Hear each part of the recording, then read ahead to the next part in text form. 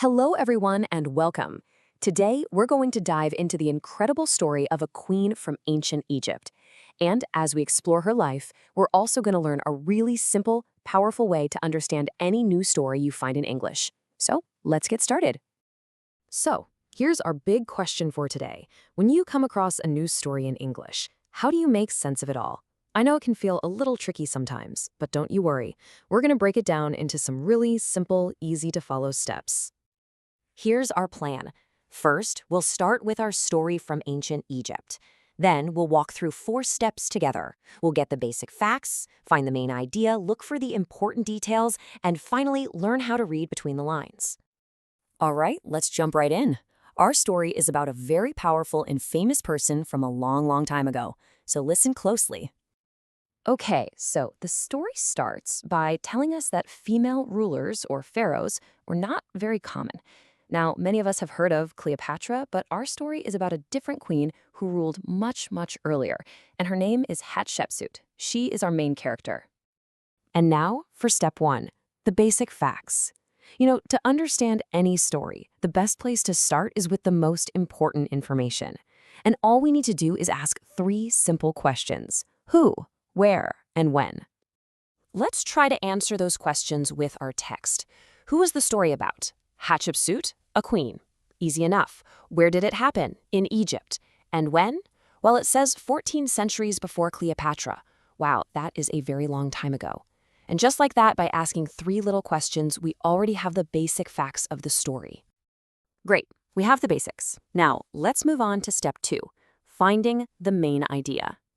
Here, we're trying to find the single most important point of the story. What is it mostly about? But first, let's make sure we understand a really key word from the story: pharaoh. A pharaoh was a ruler in ancient Egypt, kind of like a king or a very powerful queen. Knowing this word is super important for understanding the main idea. So, what is the main idea here? It's that a queen named Hatshepsut did something pretty amazing. She became a powerful pharaoh, the top ruler in ancient Egypt. This is the central point that the whole story is built around. Excellent. Now that we've got the main idea, let's go to step 3, finding the important details. These are all the smaller pieces of information that help explain how the story happened and really bring it to life. The story gives us a really clear order of events. First, her husband, the pharaoh, dies. This leaves their son, who's just a baby, as the next in line. So Hatshepsut steps in to rule for him. But then, 7 years later, she makes a big move and declares herself the pharaoh. And the story ends with a dramatic twist. After she dies, her son tries to erase her from history completely. Wow.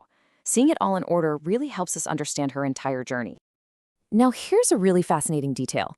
The text tells us that in official art, Hatshepsut was shown as a man, complete with a traditional beard and big muscles. But we know the truth. She was a woman and a queen. So why would she do that? Well, the story suggests it was a way for her to fit the traditional image of a powerful pharaoh. And now for one last, really powerful detail. After she died, her son had her image scraped from engravings and her statues smashed. Those words, scraped and smashed, they sound very violent, don't they? They tell us that the end of her story was probably very dramatic and emotional. Okay, we're on our final step, and it's a really fun one: reading between the lines. This is where we get to be detectives. You see, stories don't always tell us everything directly, so we have to use clues in the text to figure out the deeper meanings.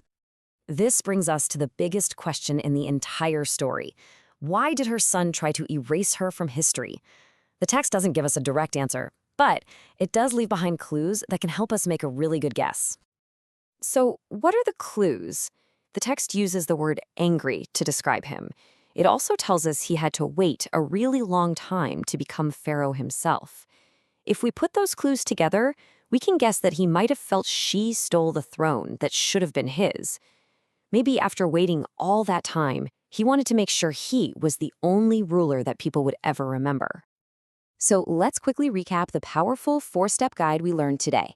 Whenever you read a story in English, just remember to 1. Find the basic facts. 2. Find the main idea. 3. Look for the important details. And 4. Act like a detective and read between the lines to guess what the story is suggesting. You now have a fantastic new skill for reading and understanding English. You can use these 4 steps for any article, any story, or any piece of history you want to learn about. So my question for you is, what story will you understand next? Thank you so much for joining me today, and happy reading.